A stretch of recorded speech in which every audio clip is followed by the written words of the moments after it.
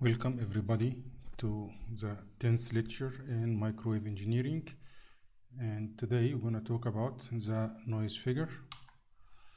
So far we are discussing the behavior of signal and characterize and model its performance.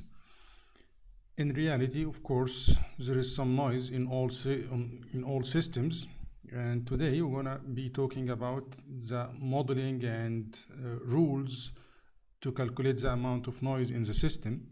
Why this is important? Because for all the systems, the signal level ratio to the noise or the noise to signal ratio determines the performance. For example, if you are listening to a radio, you will get like a clear voice.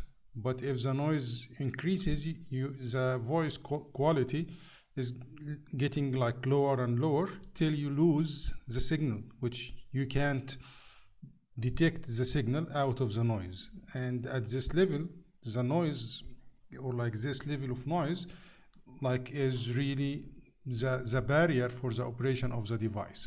So for almost all systems, there is a range of noise that is acceptable. The system can work with this amount of noise. If the amount of noise increases, the system would fail. So that studying the noise dynamics and behavior and modeling and rules is like very important, especially in practical system. So where is this noise coming from? So the noise would have either an internal source or an external source. So internal source means it is generated inside the devices of or the components of the system itself. External is coming from the environment or from like a hostile source like interference or like some external system affecting the system. The internal generated noise is sort of like a random process that is associated with the motion or the flow of charges inside the tube, inside like a solid state device, inside like components.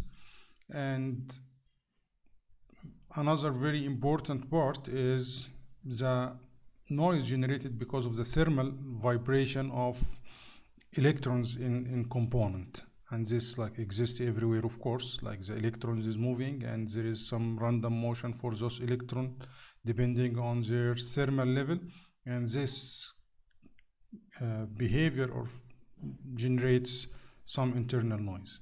Externally, there is like noise associated with the propagation through ionosphere or troposphere, and we're going to talk about this more. Another related topic to the topic of noise is like this graph on the right. This is like the dynamic range graph. Ideally speaking, you would like to have like a system that is linear and deterministic, which means the relationship between output and input is linear and it's deterministic. It's very valid like over like infinite range, but this is not ideal. This is ideal. This is not realistic.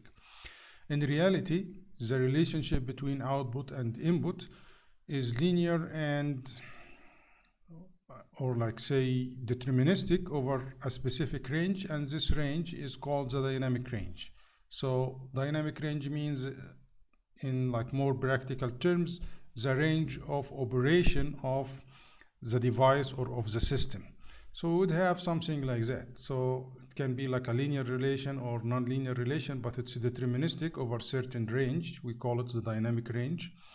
Below this range, we would face the noise floor. So like if the signal is very input signal to the system or the device is very small, it would be in the noise floor, and the output of the device or the system wouldn't like respond to the input because again, it's generating noise. So if the signal, input signal is here, the device will not feel any difference and keep generating noise. And at certain range, we would have like saturation and the relationship fail. So like you might burn the device if you like overload it or something like that. And in transition between the dynamic range and the failure, we have the compression. The relationship between output and input start to deviate from its like, let us say if it's linear, it will start to be non-linear, and then we have saturation followed by failure or breakdown. So this is like a very common behavior for devices in general, or devices and system in general. And let us like go into more details regarding the internal noise generation, the noise that's generated inside devices. And as I said, it is like mostly like random motion of charges inside devices or tubes or like solid state devices. So the very fundamental one is the thermal noise. Thermal noise is caused by the vibration of bound charges. We have like inside each atom like some bound charge, and those are really bound, but they are not like steady state. They have some vibration that is related to its thermal level, and this kind of noise is called Nyquist noise or Johnson's noise. There is another kind of noise which is shot noise. It's because of the fluctuation of charge carriers, so free charges in electron tubes or in solid state devices. We have the flicker noise. The flicker noise also exists in vacuum tube or solid state, and it is inversely proportional to frequency, so many times it is called 1/f noise. There is plasma noise that is caused by random motion of charges inside ionized gas, like in ionosphere or plasma or sparking electrical contact. There is also quantum noise. The quantum noise is because we are assuming that the current is like a continuous or like analog quantity, but in reality it's quantized. It is like a digital quantity or like a quantized quantity, because it's the number of charge, or like the charge flow is not continuous. It's depending on the charge of one electron. So actually it is a quantized property, while we are dealing with it as like a analog or continuous quantity, and this can be translated into like some noise.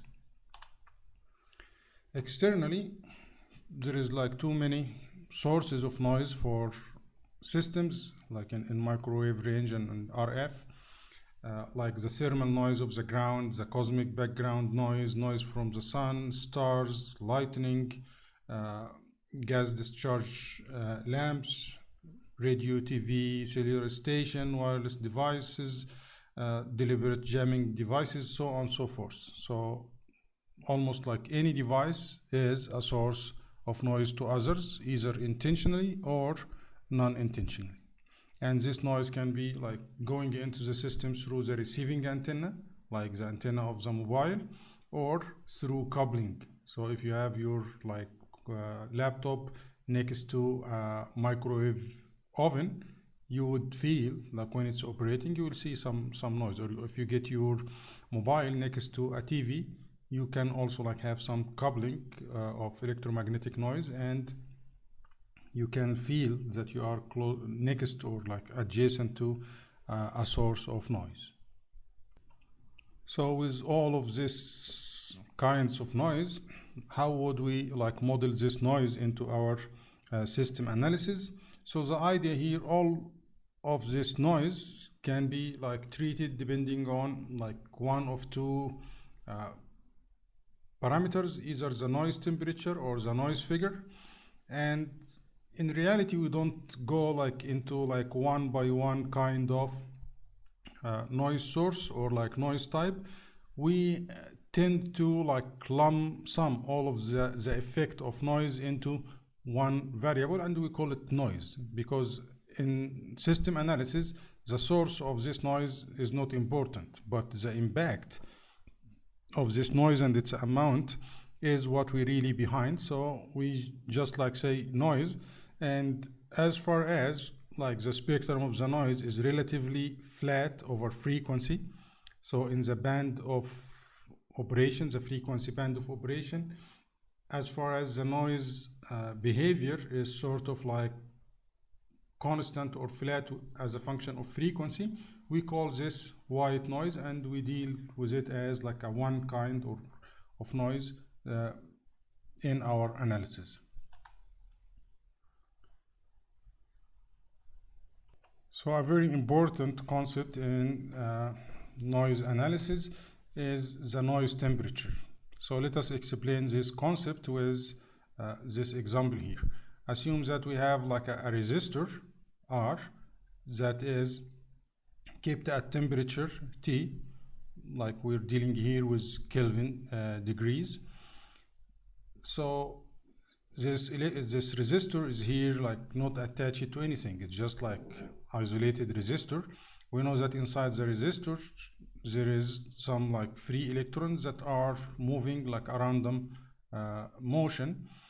With their motion, so motion of electrons can be easily translated into current, and because these motions are random, we would get like a current means there will be like some random voltage across the resistor. Of course, this is like in the microvolt or something level. So when we have fluctuating motion or random motion of electrons inside the resistors that will be translated into random current in both direction, and this will be translated into this sort of like random potential between the two terminals of the resistor.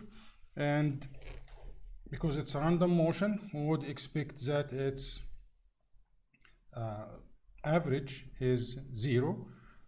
But if we consider the noise power, so here we're going to talk about the noise power will not be 0 because there is power generated because of this random motion, and we characterize this power by the term Vn, which is RMS value for this noise, and it's called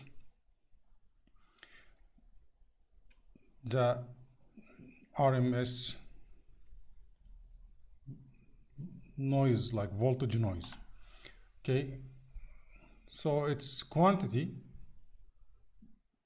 is like they proved that it's equal to this quantity here. So it's 4 multiplied by a constant multiplied by the center frequency multiplied by the bandwidth multiplied by the resistance value, that is divided by e to the h, same constant, f divided by k, another constant, t is the temperature of the device in Kelvin minus 1. So this is the equivalent or the RMS voltage of generated noise. So h is a constant, 10 to the power minus 34. Let me correct this. So h is called the Planck's constant, k is the Boltzmann's constant, and their value is very small. T is the temperature in Kelvin, B is the bandwidth, F is the center frequency, R is the resistance. And like where they calculated this from, it's from quantum mechanics, and it's valid over very like for any frequency. So this is the RMS noise voltage associated with a resistance, and at microwave frequency this RMS expression can be simplified. Why? Because HF, if we're talking about like less than 300 gigahertz or something and normal temperature, HF is much smaller than KT. So here we can use the expansion, Taylor's series expansion for this expression. So the bottom here would equal HF divided by KT. So the voltage RMS, noise voltage RMS, would be equal to 4 KT BR. So this is called like the Rayleigh-Jeans approximation, and it's valid for most of our work in microwave. If we go for much higher frequency or much lower temperature, the approximation might be might not be valid. So if this condition is not valid, then we're gonna use the exact expression and the approximation wouldn't be useful any more. Okay. So here, let us talk about the noise power and equivalent noise temperature. So let us assume that we have this resistor here that is kept at temperature T, and we would like to replace it with like an equivalent circuit consisting of a noiseless resistor and noise generator. So this realistic resistor, as we just discussed, does have some noise generated. Now we're going to separate the noise generation from the resistance, and we put here a resistance, ideal resistance or noiseless resistance, and a noise source. And this noise source is Vn. We calculated the value for this Vn in the previous, or like we shared the value for voltage RMS of this noise. If we connect this resistor to an ideal bandpass filter of bandwidth B, and we connect it to a resistor of the same value in order to get like maximum power transfer, this will result in the power delivered to the load in a bandwidth B to equal, so Vn over 2R square. Where is this 2R coming from? 1R and 1R. So this is the maximum power that can be delivered to the load here, equal Vn square over the resistance 2R. And just like substituting the definition for the approximation, we will get the power noise here equal KTB. So this is very important law that we're going to use frequently. So this result that we just showed here can be used to model arbitrary white noise source. So if we have like a source of noise that is white means like almost independent of the frequency over the bandwidth of operation that is connected to a load, we can substitute this noise source with a resistor with an equivalent noise temperature, TE. We calculate the value of TE by this equation. The noise source is generating noise in node, so it's equivalent to a resistance with temperature TE. TE equal N node divided by KB. So R equals the load resistance. So this is the definition of the equivalent noise temperature of like a system.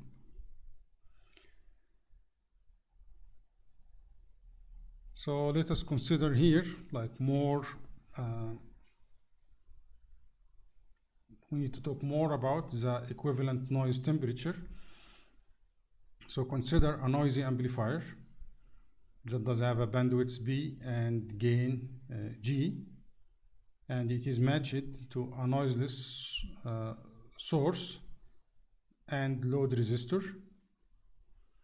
So in this case, the output noise here in out will equal to the noise generated by the amplifier. Why? Because we assume in the beginning this is a noiseless resistance. So in input equals 0, amplifying of 0 equals 0. So the noise output from the amplifier itself. So this is the contribution of the amplifier in out will go to the resistance here. So if we want to separate the noise generation of the amplifier from its amplification, we would say, okay, we're gonna use a noiseless amplifier, and we need to add to it at the input. It's sort of like noise generation. So the noise generation, we can just make this a noiseless amplifier, and here would put this temperature, equivalent temperature for the resistance at the input, so as a source of noise. So the source of noise here will equal in input. The output noise will equal G multiplied by in input. We want the in out here equal in out here. So we want in input here to equal in output here divided by G. So the noise generated by this resistance is caused by TE equal N naught over KB, and we need it to be divided by G. So if we put resistance at this temperature instead of 0 temperature, put it in this equivalent noise temperature TE, that is equal in out divided by GKB, to feed it to a noiseless amplifier. The output from amplifier in this case is the same as this case. So this equivalent temperature of the amplifier would make the noise generated by the amplifier included here and produce the same value. And you're gonna see shortly why do we do this. So TE is called the noise temperature of the amplifier. So we have the noise temperature of the resistance, we have the noise temperature of the amplifier, and now we're gonna define the signal to noise ratio. So the signal to noise ratio is the ratio of signal, desired signal, our intentional signal, divided by the noise power. So in general, if we have noise and desired signal applied to the input of a noiseless network, both noise and signal will be attenuated or amplified by the same factor, and the signal to noise ratio will not change from the input to the output. But in reality, we know that every network or system is noisy, and the system will add some noise at its output. So in general, the signal to noise ratio at the output is less than the signal to noise ratio at the input, and the definition of noise figure is that it's signal to noise ratio at the input divided by signal to noise ratio at the output, and this is always greater than 0, because at the input the signal to noise ratio is always greater than its value at the output. For this definition, it's very important to keep in mind this definition. This is defined for matched input source. So the input is matched. Also the noise source equivalent to matched load at temperature T0. So this noise figure is defined under those two conditions. There is a matched input source and the noise source equivalent to a matched load at temperature 29 Kelvin degree. Okay, so here by definition the input noise is assumed to be the noise power resulting from matched resistor at 290 degree. So in input equal K T naught V. So T naught is 290 Kelvin degree. In output under this condition, so this is a noisy network at equivalent noise temperature TE. So the output here equal the output noise equals the input noise amplified by G plus the noise generated by the network itself, while the S out equal the input signal amplified by G. So the noise figure equal signal input divided by noise input K T naught B divided by output signal G SI divided by output noise, which is this value. So the noise figure equal 1 plus TE divided by T naught, which is always greater than 1. And we also can define the equivalent temperature as a function of F minus 1 multiplied by T naught. So this definition also for equivalent noise temperature is very important. So a special case is the case when we have lossy component that is passive and lossy component, like an attenuator or a transmission line. Let us consider this case. We'll consider this network with a matched source R that's also at temperature T. So all the system is kept at the same temperature. So there is thermal equilibrium here. The loss factor L equal 1 over G. So losses is greater than 1. The gain is less than 1, of course, because it's an attenuation. Because the entire system is in thermal equilibrium, temperature T, and the driving point impedance is R everywhere. So because this is going, it's a matched, so there is no reflection from here. So the power is going only in one direction, no reflection, because there is a matching here, there is a matching here, so the signal goes only in one direction. So the noise here, the input noise here equal KTB. So the output from this section, whatever its length is, also must equal KTB. So in input equal in out equal KTB. So here we have KTB. It goes into this sort of like lossless, it's a lossy transmission line or like an attenuator. So the input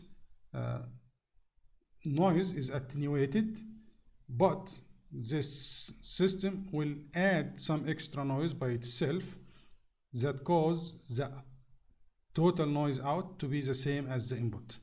From this relation we can calculate the equivalent noise temperature of this attenuator or lossy network or component. So in output must equal in input, which equal G multiplied G here, you know that G is less than 1 KTB. So this is the attenuated input noise plus G in added. So there is some noise generated inside this passive lossy component.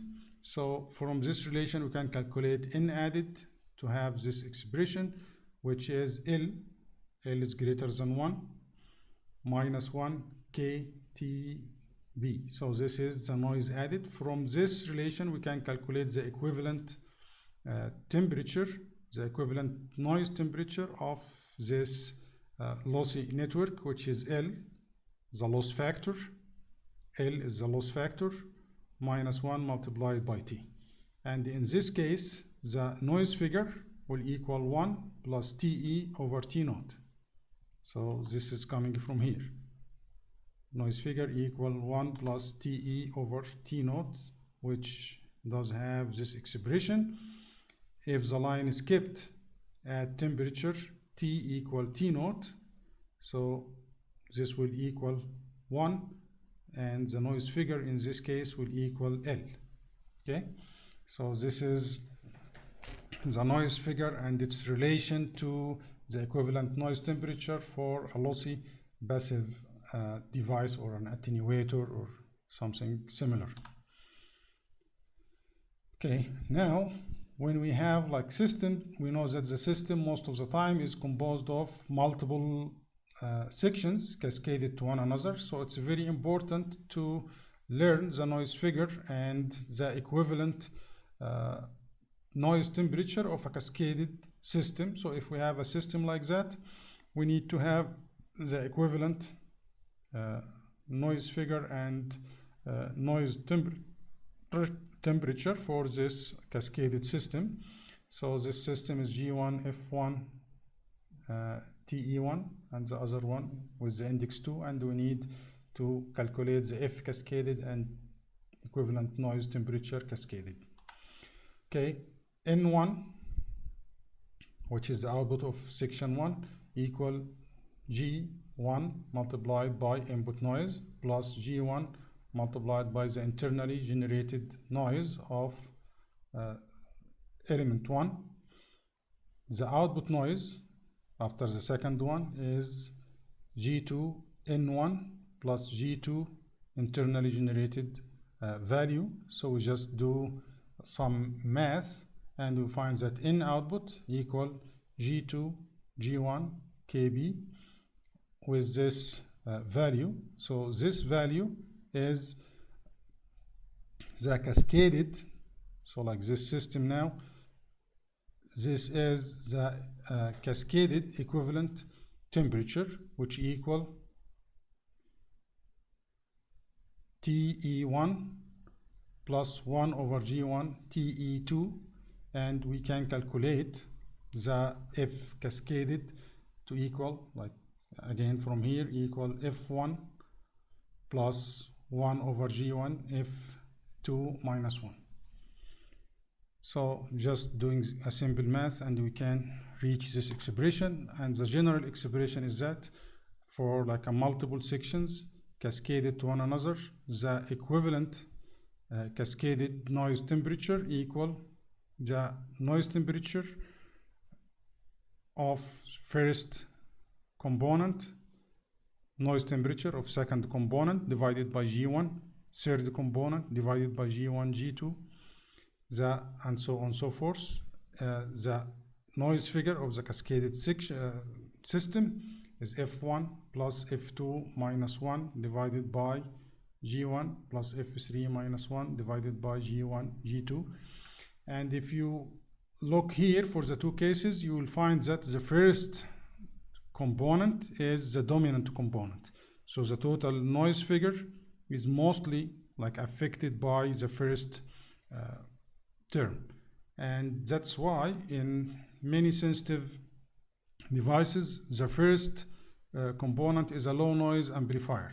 Low noise means F1 is as small as possible, and it's an amplifier, so G1 does have a value. So like let us say it's like a 10, like, or like let us say that if it's whatever, like let us say 20 dB gain or something, so this one will equal, or like 10, like the gain equal 10, so the dB, it's a 10 dB, so like its second component is noise figure is divided by 10, so its contribution is small. Third component is divided by 10 multiplied by something else, so the contribution from later on components is getting less and less. So that's why it's, for many systems, the first component is the low noise amplifier, which is an amplifier, so this value is greater than 1, and low noise, so this value is as close, it's 1 point little thing, so that the noise figure of the overall system is small. So let us go with this example. So in this block diagram, we have an amplifier followed by a band pass filter followed by a mixer. This band pass filter does have some losses, 1 dB. The mixer does have some losses, and it does have like the noise figure, and of course we have some gain here and noise figure for this. So what are the other components? It's telling me if the input noise power from a feeding antenna, so this is the input noise is coming from here, KT antenna multiplied by bandwidth, TA is 150 Kelvin degree. Find the output noise. We need the output noise in dBm. Second question, if we require a minimum signal to noise ratio of 20 dB at the output, what is the minimum signal voltage that should be applied at the input? So we'll assume the system is at temperature T0, characteristic impedance is 50 ohm, the bandwidth is 10 megahertz. So the first thing is that we need to calculate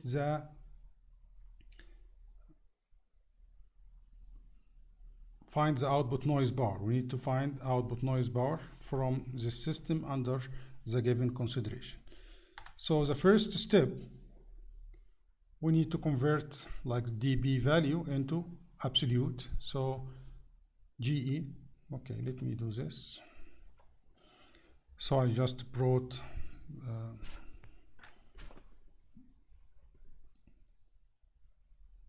the schematic of the system into here so that we can visualize it. So we just convert gain into number instead of dB. Same thing for the noise figure.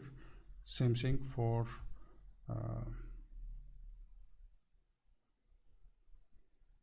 filter gain, which is actually is LF, and from it we calculate if the noise figure for 1 dB, which will be like L equal and here like we have temperature equal the noise figure equal 1 dB, so that it's equivalent to 1.26 absolute value. And of course here this is L, this is the gain, so L is 1 over gain, which is 1.26. so this is like a lossy parameter, as we define the loss factor to be 1.26, which is minus corresponding to a gain of minus 1 dB. Okay, and here for the mixer we have the gain equal 0.5, it's lossy, and here if M is given as 4 dBm, which is giving us like this value for the noise figure.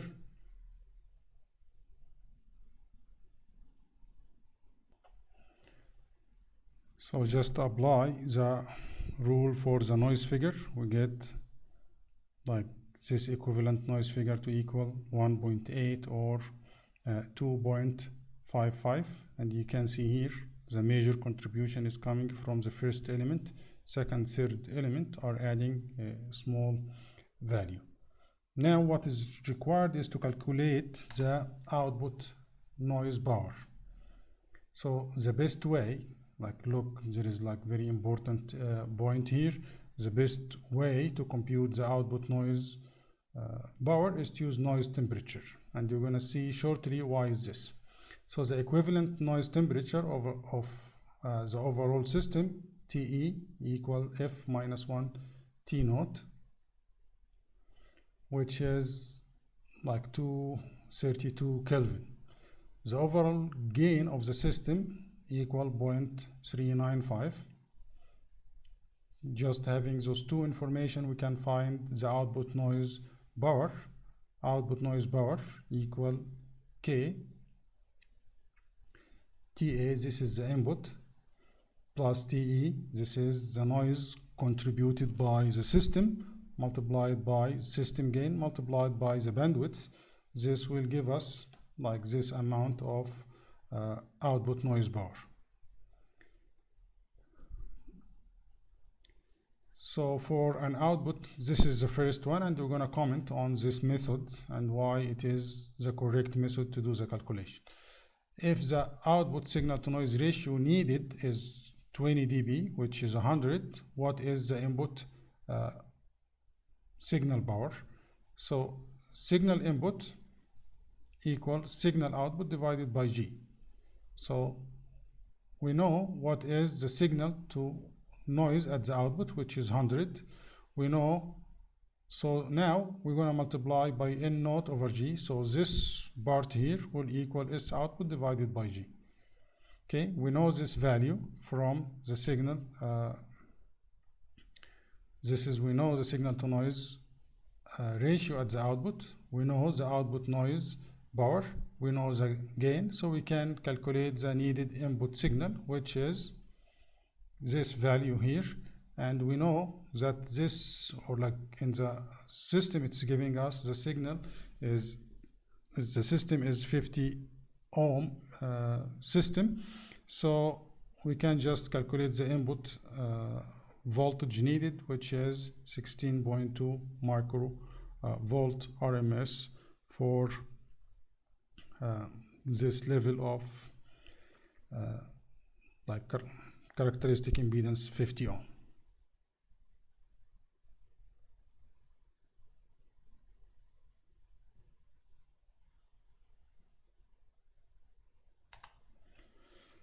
Okay, so why did we use the equivalent noise temperature in calculating the output noise power, and we didn't use signal to noise ratio? We know that if we use this method from the signal to noise ratio, so N output would be N input multiplied by the noise figure multiplied by S output over S input. We know S output over S input is G. So if we did so, we know the input noise, which is coming from KTA. TA is the antenna temperature. KTA multiplied by the bandwidth. So this is NI. F is 1.8, G is 3.9, and we're going to get the output noise to equal 1.47 10 to the minus 13. Here we got it, the output noise to be 2.8 10 to the minus 13. Why do we have this discrepancy?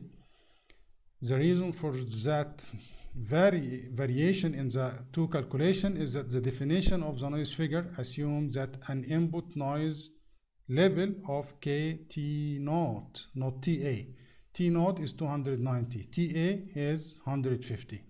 So this is a the book is saying this is a common error, and it suggests that when computing absolute noise power, it is often safer to use the noise temperature to avoid this kind of confusion.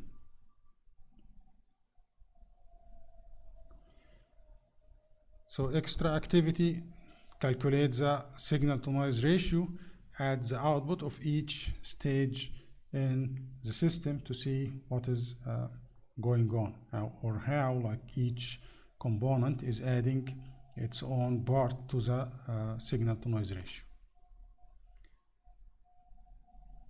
Another related topic, which is the noise figure of a passive two-port network. So this part, we're gonna like evaluate the noise figure of a general passive network. Doesn't have any active device like diode, transistor, amplifier, or anything. And in addition to the method, will account for the impedance mismatch. So if we have impedance mismatch, so how would we handle the signal to noise ratio calculation for this passive network? Again, this part, the next two slides, is just for your information. I don't want to go like deeper into this topic for now. So let us consider this network. For this network, we assume the network is at temperature T, and an available input noise is N1 equal KTB. It is applied to the input. We can write the available noise at the output, which is G21, which is the gain of this network multiplied by KTB plus the gain multiplied by the added noise. This added noise is generated internally in the network. G21 is the available power gain. So this is power gain available in the network from port 2, from port 1 to port 2. The power gain expressed as power available from network divided by power available from source, because we have a mismatch, or like, so the power available is the power that can be input to the network when we have like impedance matching at the input, and the power available is the maximum power available is in the case of having a matched load, and here matched with respect to power. If you remember the power flow, this is the condition for maximum power. If we take all of this into consideration, we'll get the value for G21 to have this expression. It's the derivation is in this section. I'm just like giving you just insight into this.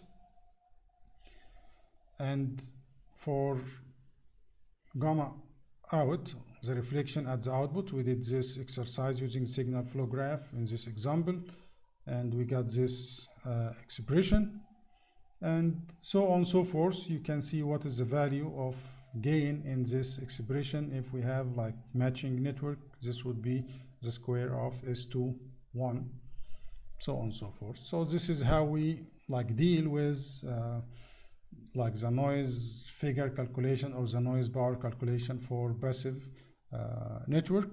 So I'm just like giving you an insight. You deal with it as, again, we don't use or we use the basic definition. Let us say this way, we use the basic definition to do the calculation rather than just using a cascaded circuit, because we have here, if we have like a mismatch here and a mismatch here, we need to do like a little bit deeper analysis. Okay, that would be it, and wait to see you in the discussion session, and sorry for posting this video that late. Thanks everybody for listening to the video. Goodbye.